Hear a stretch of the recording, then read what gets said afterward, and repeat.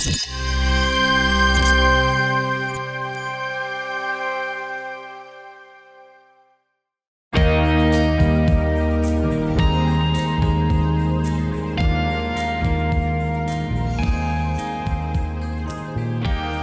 I'm Katie Kempner, and welcome to Perspectives, which is a series of inspiring conversations with remarkable working women. And I am very excited to be talking today with Yumna Jawad. She's an entrepreneur, social media influencer, cookbook author, and you probably already know her, so she doesn't even need an introduction. But Yumna, welcome. Thank you so much for joining us. Thank you so much, Katie, for having me. Excited to be here. So, you have achieved a level of success that many content creators can only hope to achieve. So, congratulations for that. But Thank you. can you share with us, please, just a little bit about your journey to where you are today? Absolutely. So I graduated from the University of Michigan Business School with a degree in marketing, and I was really set out to conquer all things marketing. And so I worked in that field for about 10 years, and I did, consumer research. I did like in-store marketing, research marketing, just a lot of different aspects of it. And then after about 10 years, I went on maternity leave, and I remember thinking, like, I don't know anything about digital marketing. Like, what's digital marketing? Like, this is 2013. And I thought, I think I'm going to start a social media account and just kind of like learn about how other brands are promoting themselves, but also like use it as an opportunity to learn how to cook myself because I had just gotten married, like, 2 to 3 years before that. I was still learning how to nourish my family and how to feed them things that made our bodies feel good. And so I had this like dual mission of like, I want to learn how to cook. Let me learn how to do it publicly. But at the same time, I want to learn more about this social media marketing that's starting to evolve and digital marketing as well. So I started an account and was just kind of having fun with it. And what happened was I was not set out to, share recipes with anyone. I was not set out to make any money out of it. I just was, trying to accomplish those two missions. And what ended up happening was everything that I started sharing, whether it was just a bowl of oatmeal or a quick quinoa salad, just got so many remarks about people asking for the recipe. And I would say, what do you want my recipe? I literally am learning how to cook. I don't know. I just like got the idea from this restaurant and I decided to try this dressing with it. And people kept asking for the recipe. So I started sharing the recipe on Instagram through a caption, thinking at the time that blogs were dead and Instagram was like the cool new place to share recipes. And before I knew it, it got so much attention because all the recipes felt accessible, they felt delicious, and at the same time were healthy. They all just had this healthy spin to them. So it started evolving, and then I started having a lot of fun with it, started meeting a lot of people, and then decided that, okay, maybe I should start a website because actually I think I could make money from it, or maybe I should start a YouTube channel. And then I just started embracing one social media platform after another, and the recipes just had this like just aspect of them that just clicked with people. They felt, like I said, approachable, accessible, and healthy and delicious, most importantly. And I took advantage of every algorithm update and just, stayed consistent and kept posting. And now, Feel Good Foodie is a brand that has over 10 million followers combined on social media, which is just crazy. And then behind the scenes, where people don't see is the website that also has about 100 million page views a year, which is Wow, just insane. that is absolutely amazing. So, the Feel Good Foodie brand is the umbrella for everything that you do. It is, yes. And then you also have Oath Oats. Can you tell us about that, please? Yes. So Feel Good Foodie is basically a brand that's dedicated to healthiest recipes with feel good ingredients. And so under that umbrella, we've got the cookbook, we've got the recipes, and we've got, me as a personality creating recipes on social media. And then I really wanted just some kind of a product that would like be in people's homes. I wanted just a way to not have everything be so digital, but I wanted some kind of a physical presence because I feel like it's the legacy that I'll leave behind, aside from a cookbook. And so I really was trying to, after 10 years of being on social media, I decided I want to do a product and what's the kind of product that, I should do. And so I started thinking about what do people come to my website for? They come to my website for Mediterranean recipes. And they also really love anything related to oats. I had first shared an overnight oats recipe like 8 years ago or something like that. And now it has over 35,000 five-star reviews. And it's ranked number one on Google when you search overnight oats, which is really cool. And then some of the comments I've gotten is like, oh, I just wish like I can taste the way you make it. Like it just looks so good the way you make it. And so I thought, what better than to create a packaged product that could be delivered to their home with the flavors and the exact recipe that I would use. And so I created Oath Oats. And basically, it is packaged dry overnight oats made with super clean, simple ingredients. And all you do is mix equal parts oats and milk, and you've got breakfast the next day. And so I tried to make it as simple as possible, as cheap as possible, and as easy as possible. And now, yeah, the brand is doing really well and people are really excited about it. And they're like, give us more flavors now. And, let's, give a single serve. And so I'm just constantly thinking of how to better serve my community through that product. Is that a D2C brand, a direct to consumer, or can people buy it in a store? Both actually. So we started when I first started this with my partner, we thought, oh, it's all about D2C. This is the wave of the future. And then what we realized was that it did really well to a certain extent, but it really needed this presence in stores because it's like cereal at the end of the day, and more people are buying cereal at grocery stores than they are online. And so we got into 114 stores just this past like few months ago, and we're slowly trying to get into more stores as well. That's amazing. And it's so just going back to something you said earlier. So you really didn't know how to cook and I not only taught yourself how to cook, but it turns out you're a phenomenal cook. Yeah, and I taught like millions of strangers how to cook apparently too. And I think what happened was I got a lot of the inspiration from my mom because growing up, we actually grew up in Africa. And so I lived there until I was 11 years old. And we were in a small town where we didn't have many restaurants, maybe like two restaurants and one grocery store. And so my mom cooked every single day for us breakfast, lunch, and dinner. And any day that you would walk into my mom's kitchen, like you would just smell like garlic and fresh parsley and onions sizzling. It was just the kind of environment that there was always something cooking. And my mom would always say, hey, Yumna, come in, come, let me teach you how to make this, or let me teach you how to make that. And I was not interested, but I was always watching her do it, right? I would sit on the counter and just like watch her chop an onion and just watch her roll grape leaves and do things like that. And so I think it was just something that I observed for so long. And when it came down to it, I was like, okay, now I actually have to learn how to cook because I moved away from my mom. I have kids. Like, okay, mom, help me. And so my mom started teaching me like one phone call at a time, how to make rice, how to cook steak. And then I started getting inspiration online and on TV and food magazines. And turns out I'm actually good at it and I actually love it now.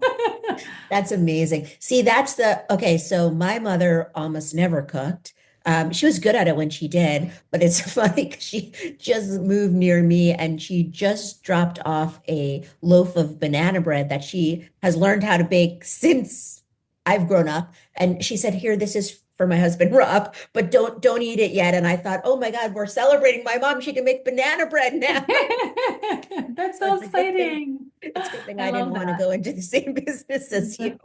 So you mentioned, and obviously having the background you did before you started this sounds like it was extremely helpful to you. But you said without giving away any of your trade secrets, you said you studied the algorithms and you've learned from there. Are there any tips that you have for people that are listening that might want to grow their own social media presence?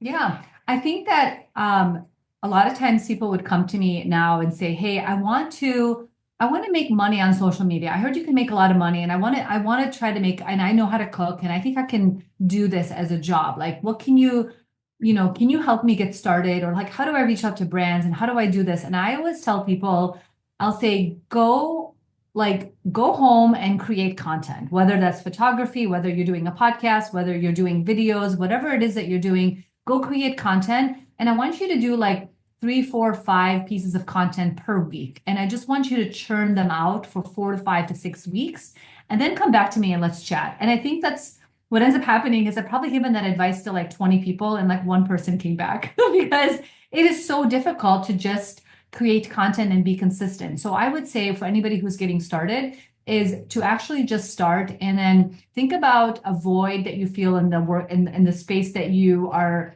trying to serve. So if it is something, for example, dealing with recipes, like maybe there aren't enough like gluten-free baking recipes and you feel like there's a void in the space and you have a really cool spin on it that makes it really easy. Do that and do it consistently and do it over and over and over and over again until you have about, I don't know, 60 pieces of content that you can really analyze and see like, okay, what do I like? What did I enjoy doing? What did people like? And where's the overlap in that Venn diagram of what I enjoyed doing and people enjoyed watching that actually I can do for a really long time. And I think that looking back at what worked for me, it was that consistency because when I first started on Instagram, I was like, well, how do I see like the more you post, the more you can grow, but how can I create so much content? And then I decided to just simplify it. I was like, well, I'm a mom who's making easy, approachable recipes. So what did I have for breakfast? And what am I snacking on for, between like picking up my kids from school and their soccer game? And what are we having for dinner today? And it didn't have to be fancy. It didn't have to be perfect,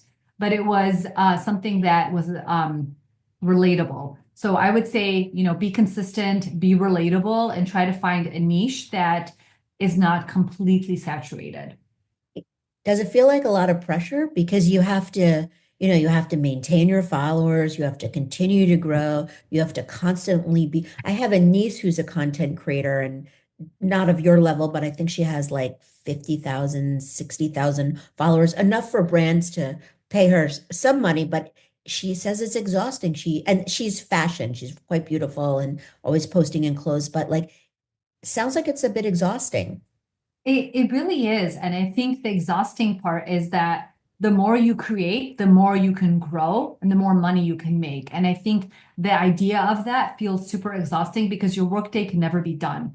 And so because of that, and so when I first started, I was like, okay, the more I can do, the more is better. And like when Reels came out, when I talked about like, really hacking the algorithms, it's like, okay, Reels just came out. And so when Instagram first started doing short form video, Reels, I was literally posting 7 times a week because I thought, well, this is an opportunity to grow a lot. And guess what? I think I grew probably 1 million followers in 1 year on Instagram because I was like, this is what Instagram is pushing and this is what I need to be doing today. And so I did it so much. And that part of it is super exhausting. And I think that there should be seasons in your career where you really ramp up to, create a lot if needed or to create, to really like just work hard and work tireless nights and weekends and as much as you can. But you also have to balance that with like, okay, now I've got that figured out. Now I just kind of, what is my baseline and kind of go back to that baseline. And so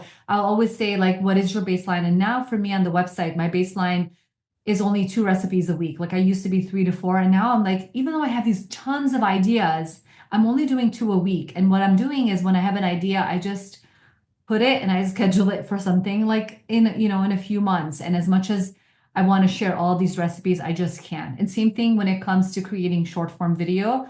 My goal is only 3 videos. I only make 3 videos a week, even though sometimes I'm like, oh, I have another really good idea. It's like, we're not doing it. We're only doing 3 a week. And so if something were to happen where there's this huge opportunity and I could make more money or just like take advantage of an algorithm or take advantage of a time period where people were visiting my site, I would totally take advantage of that and ramp up, which is something that I did too during the pandemic.